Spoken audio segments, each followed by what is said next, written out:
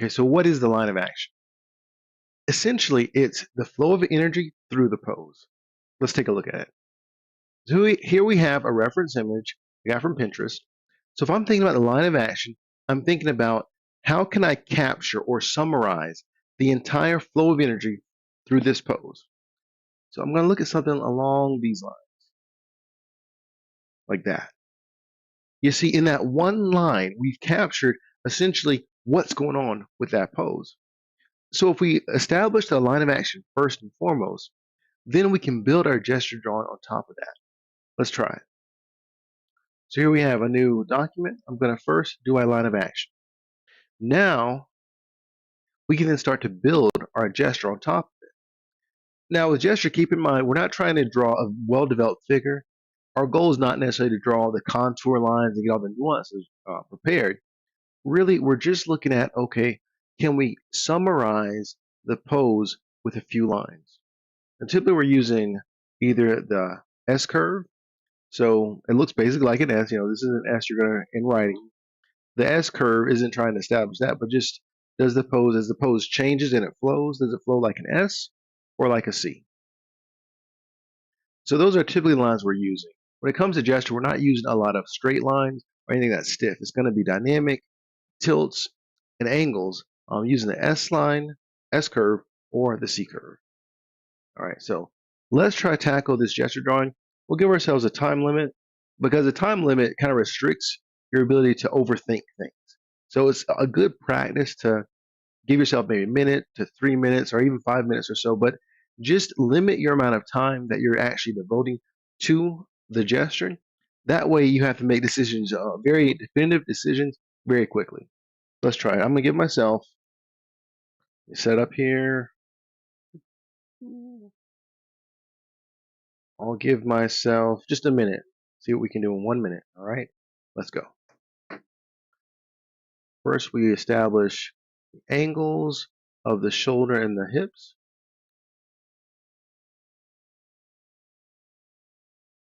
The torso.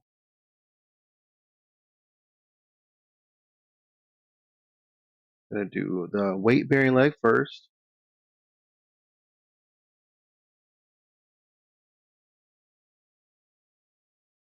And then this leg, which kind of flows along with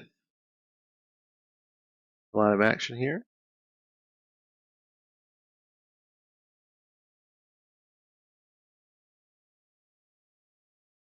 And up above, we will do her arms real quick.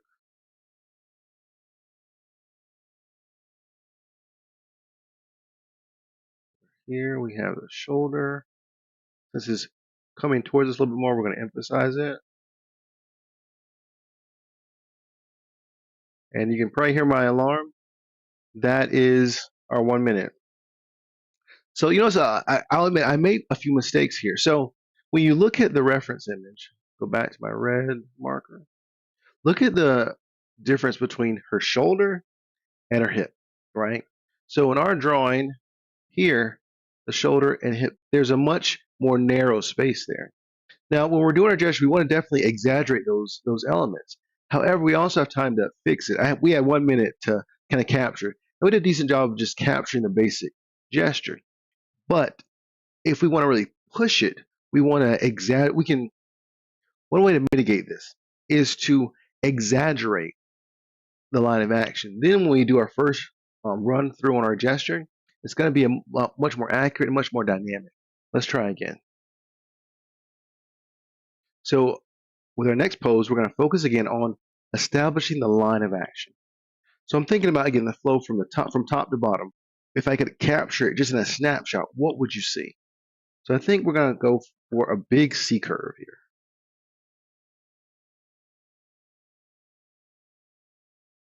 Sometimes it's nice to try a couple of times to just get that flow. If you can capture with your whole arm, get that flow going. So we have a line that goes straight from, all the way from, we have a line that flows from her toes to the top of her fingertips.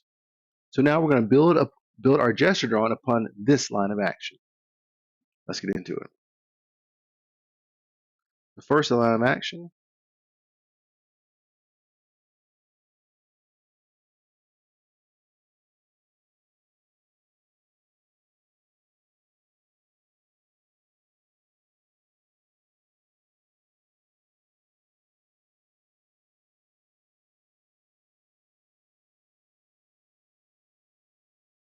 See, I changed my approach a little bit.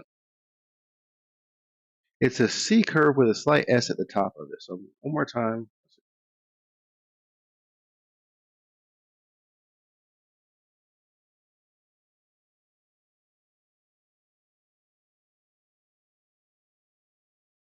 Okay, so for a line of action, again,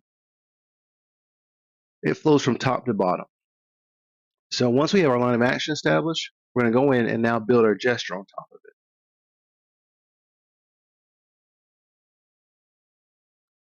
So I'm going to give myself 1 minute. Let's go.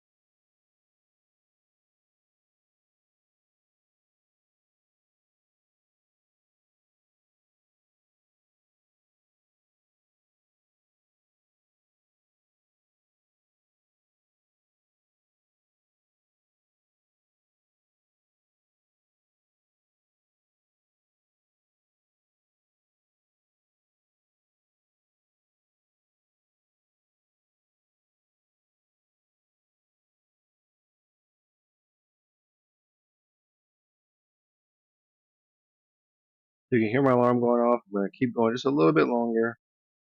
Just going to finish this for you guys.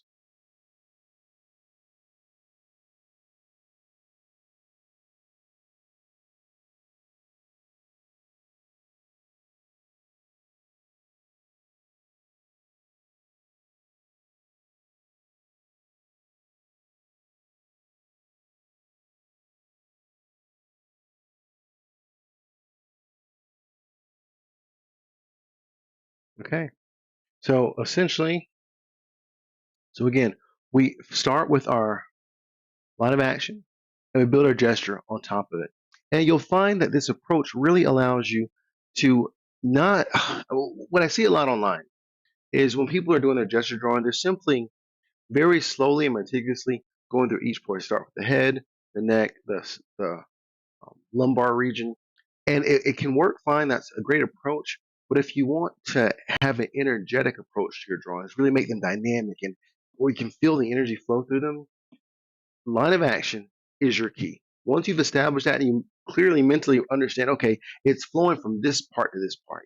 That's why I like to add the little arrow at the end of there. So I know, like, where's the energy flowing from and to. Once you have that established, really gesture drawing becomes so much easier, and it flows a lot more as well.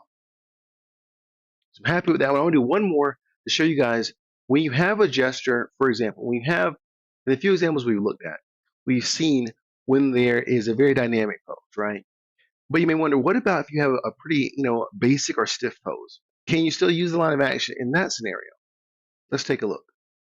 I'll find out another one of my references. Again, Pinterest is a great resource if you're ever curious and want to find some good references, images. Pinterest. Let's make sure this looks okay. Okay. Okay, so now we'll go to the next one.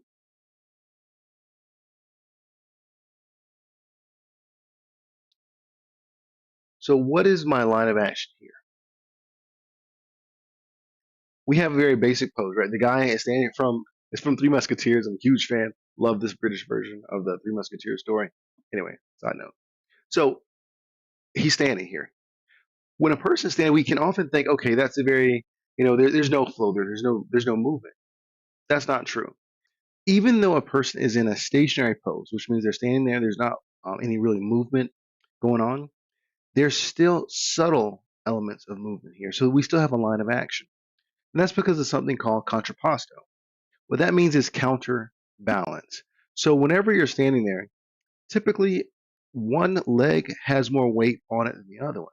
Now, what that does is kind of create a sense of flow through the figure. I'll demonstrate here. So here we have our figure. If we're looking at which leg bears the most weight, just take a look here on his right foot.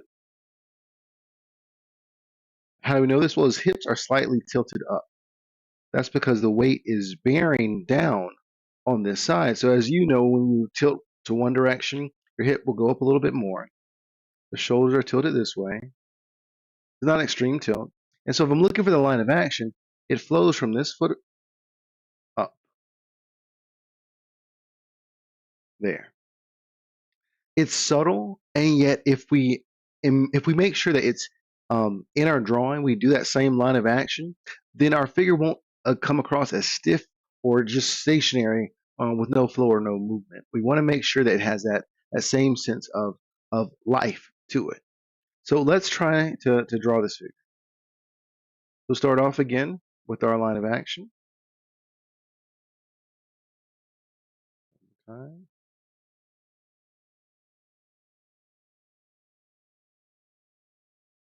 The arrow. Okay, so we know the direction is going from the bottom up. Now I'm going to give myself 1 minute and see if we kind of capture this pose. Setting up my timer here. Again, as a reminder, you don't have to time your poses or time your gesture drawings. The idea is that the less amount of time you have, the less amount of time you have to overthink things. You're just trying to quickly put down lines that summarize or capture the overall movement. That's why your line of action is so important to start off with. It gives you a clear focus. This is where it flows. Everything else, all the other lines would be built upon this trajectory to give our drawing life. Okay? All right, so 1 minute. Let's do it. Start out typically with my tilts, shoulder and hips.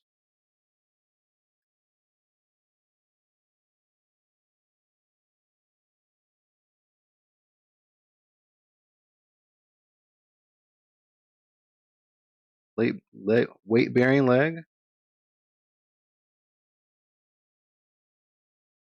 Other leg here.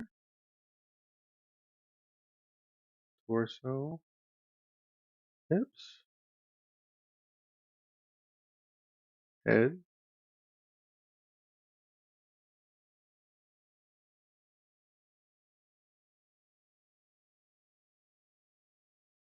Our shoulders here.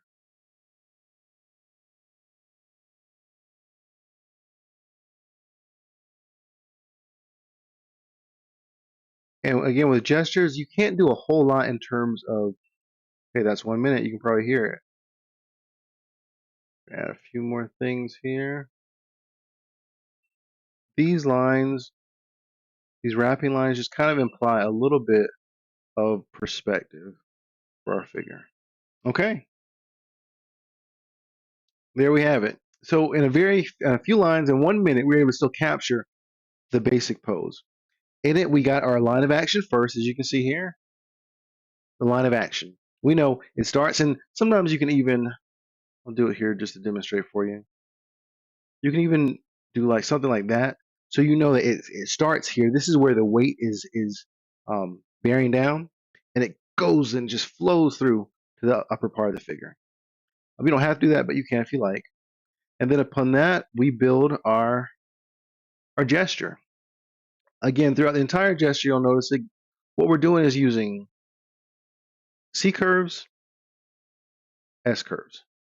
And another thing that we like to do to connect it all together is to have, there's like an overlap there. There's a flow. So if one line goes this way, the next one goes this way, the next one goes this way. It alternates back and forth. And that kind of also helps to generate that flow throughout the figure. We'll have another video on that later. So I want to demonstrate one more example of a pose that's kind of in between. It's a pose that implies dynamic movement and motion, and it's a very structurally stable pose. Let's take a look at it. So we have our figure here, and this person is clearly doing some CrossFit competition.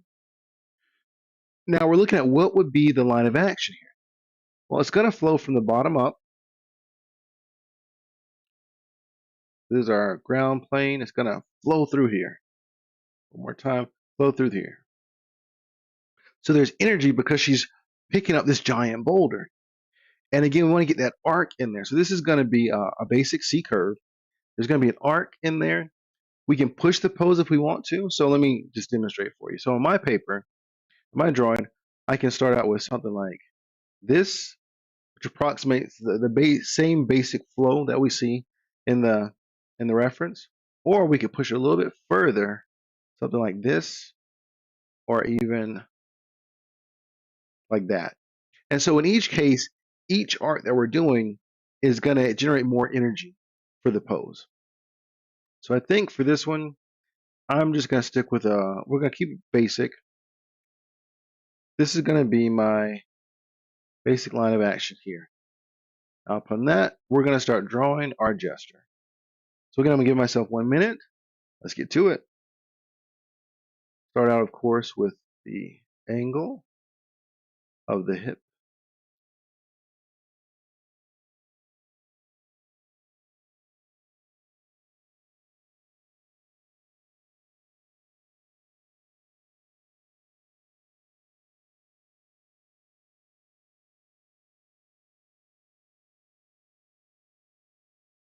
Do our shoulder.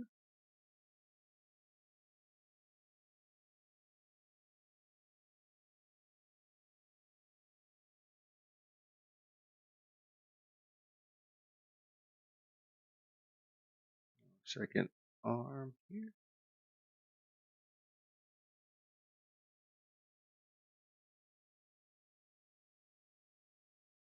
Do wrapping lines here.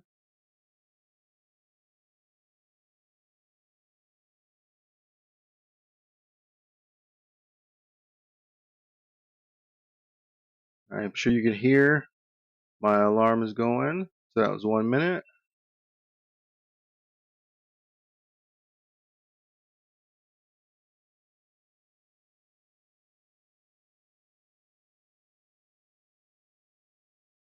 There you have it.